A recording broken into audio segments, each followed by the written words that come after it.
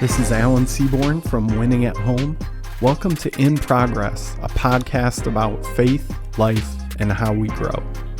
And before I get into what I'm going to be talking about in this episode, I would just want to give a little bit of an update of something that's happening at Winning at Home. I don't know how many of you who listen are in the West Michigan area, but for those of you who are, and I guess for those of you who aren't, just so you know this, but for those of you around the Holland, Zeeland, Grand Rapids area, we just opened this past week as I'm recording this.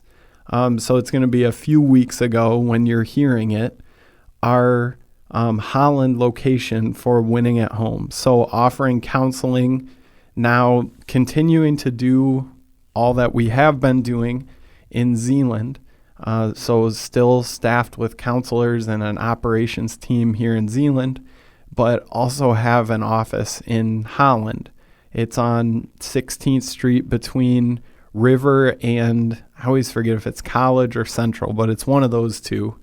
And just want to make you aware of that if that's either a more convenient location for you or one of the unique things, unique to what we've done in the past, is that we have an administrative assistant and we have two counselors there who speak Spanish. And so we can offer counseling services to people that in the past we haven't been able to. So that's a really exciting thing. And just want to give a little update so that as you're listening to this, you know about a big thing that's going on for Winning at Home. It's been a shift for me too. My office is now at the Holland building. And so I'm working at the same organization. I'm doing the same job, but I'm driving to a different building. And I thought that would be kind of all it was. You know, for me, I'm just driving to a different place.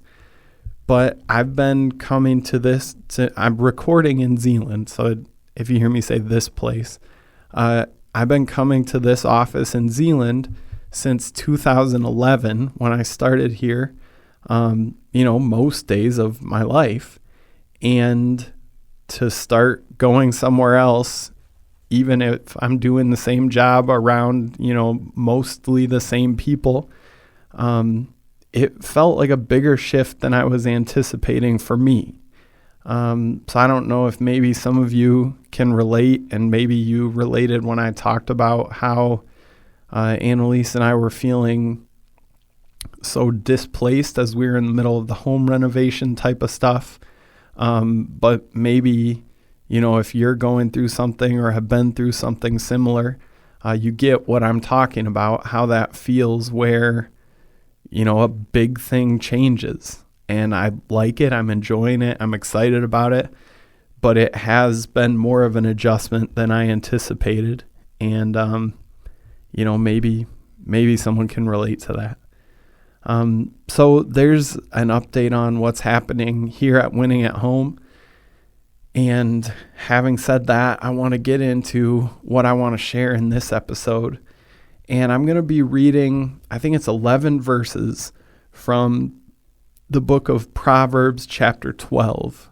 And I can't remember, it's been a while ago now, but I know that I've talked before about, I think I was talking about the book of Psalms when I mentioned this, but Psalms and Proverbs, these books of wisdom, they often kind of create this dichotomy and talk about, okay, the righteous live life this one way, and they'll talk about it in a bunch of different ways. And that's what these verses that we're going to read from Proverbs chapter 12 do.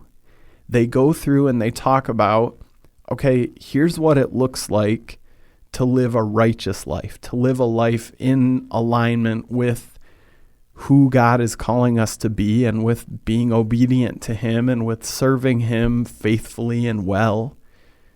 And then they create, like I said, there's a dichotomy, there's a comparison or a comparison and contrasting the difference between what it would look like to live faithfully, to live righteously, and what it would look like to be disobedient, to be, the word that is often used in these books is wicked, to be ignorant, to be unfaithful, all those different kind of ideas. And so as I read through these verses, that's what you're going to hear. You're going to notice that there's this real distinction between a life of righteousness and a life of unrighteousness. And as I read through these verses, what I notice about me is at different times, at different points in my life, I was in a spot where both of these things would describe me. Not at the same time, but, at one point, the path of the righteous would be, yep, I'm doing a good job. I'm sticking on that path. But there are other times where the path of the unrighteous, the fool, the wicked, that would more describe what I was doing as I went through life. And what I want to encourage and challenge all of us to do is to listen to this comparison and contrasting that we see here in Proverbs, and ask ourselves, where am I living life as a person who is wise, who is faithful, who is obedient, who is righteous? But to not stop there, to also ask, and where am I living life out of alignment with that? And so with that as the intro, as the backdrop, as the understanding of what we're looking at or what we're listening to, as I read through these verses from Proverbs 12, I want to jump into it. And this is Proverbs 12. I'm going to read verses 15 through 25. The way of fools seems right to them, but the wise listen to advice. Fools show their annoyance at once, but the prudent overlook an insult. An honest witness tells the truth, but a false witness tells lies. The words of the reckless pierce like swords, but the tongue of the wise brings healing.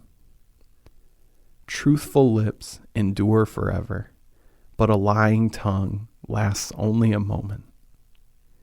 Deceit is in the hearts of those who plot evil, but those who promote peace have joy. No harm overtakes the righteous, but the wicked will have their fill of trouble. The Lord detests lying lips, but he delights in people who are trustworthy. The prudent keep their knowledge to themselves, but a fool's heart blurts out folly. Diligent hands will rule, but laziness ends in forced labor. Anxiety weighs down the heart, but a kind word cheers it up. And I just want to ask, as we wrap up those 11 verses, where were some of those moments, some of those comparison and contrasting statements that jumped out at you?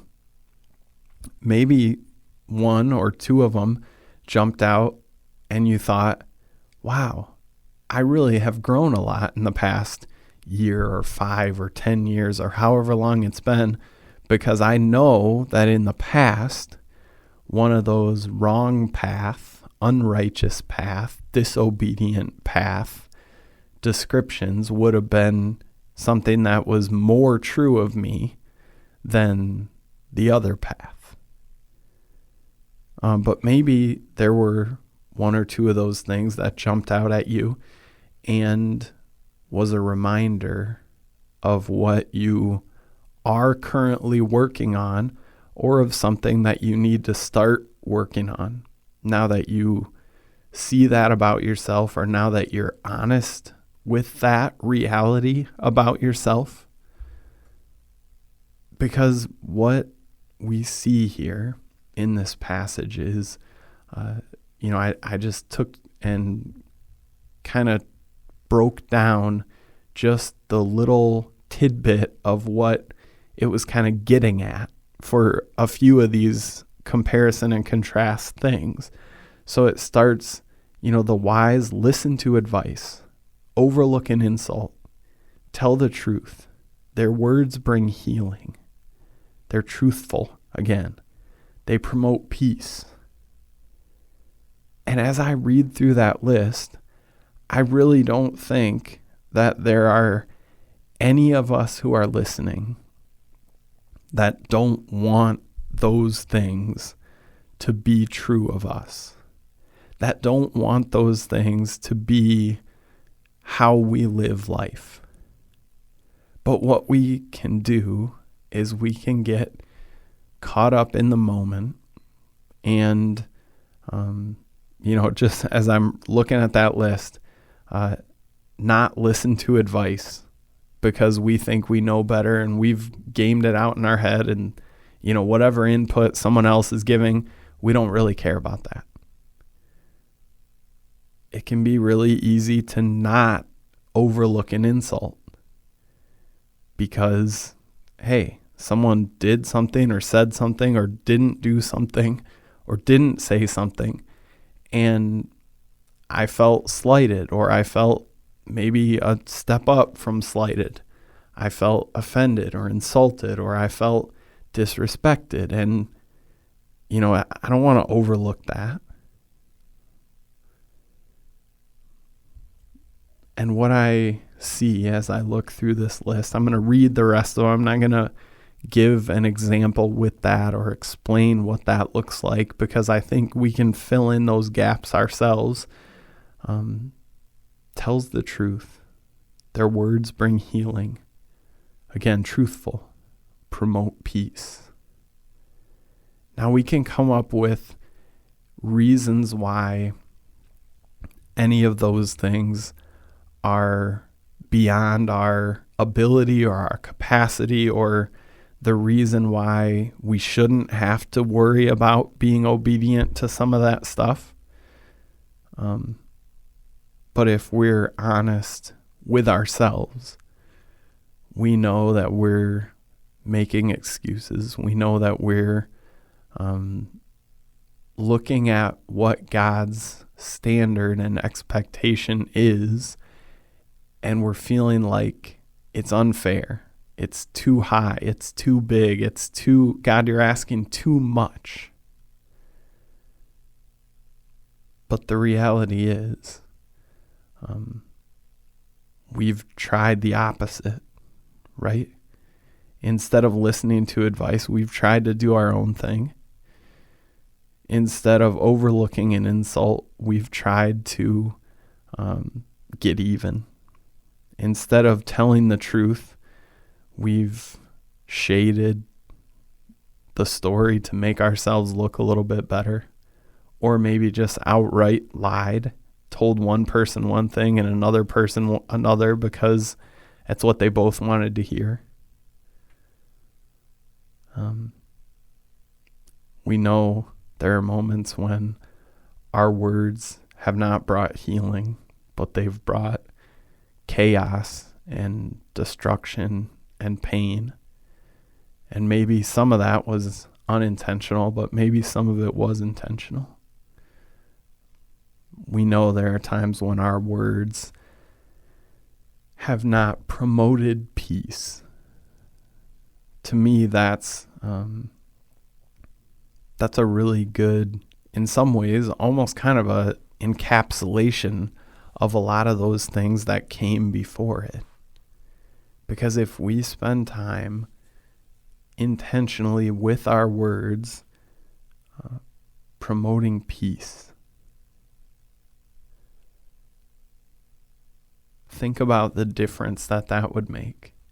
Think about the impact that would have in our marriages, in our families, whether that is we're parenting or we're being parented, whether that's with coworkers or neighbors or, all different kinds of clients, who knows? But if we think about what it looked like to live on this path of righteousness, to choose to be faithful, to be obedient, to say yes to God, instead of doing things our way that we know we've tried before and it's resulted in pain and destruction and just kind of us pointing our efforts and our time and energy inward on ourselves. What do I get out of this? How can I gain, or whatever context it's in?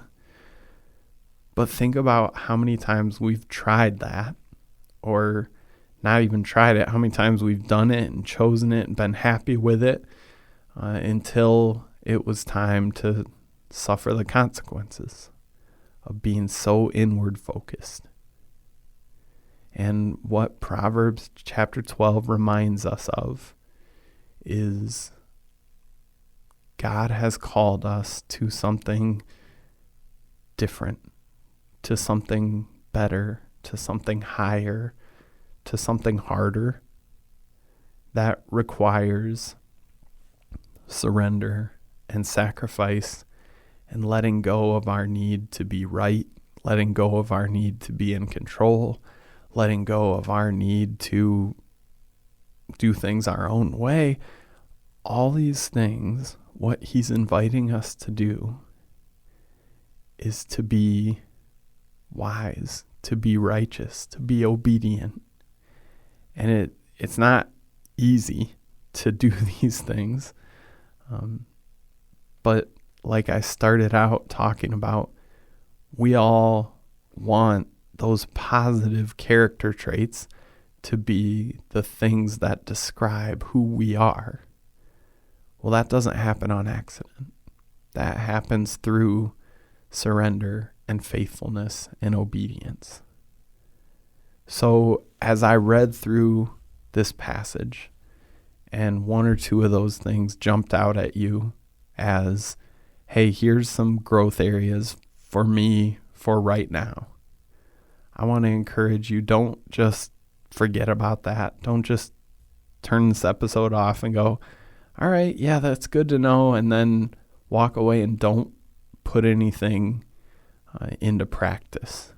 Instead, let's go, and where God's word pierced us, where God's word pointed out something that we already knew we were falling short of, let's go and work on that. Let's go and try to let God be at work in us in those moments, in those experiences where it's really, really hard. It's really not natural for us to choose the path of obedience and faithfulness and wisdom. And let's ask him in those moments for his help, because he's ready, he's willing, he's waiting, he wants to help. So let's ask him as we work through what it looks like to be more and more and more faithful to his calling on our lives.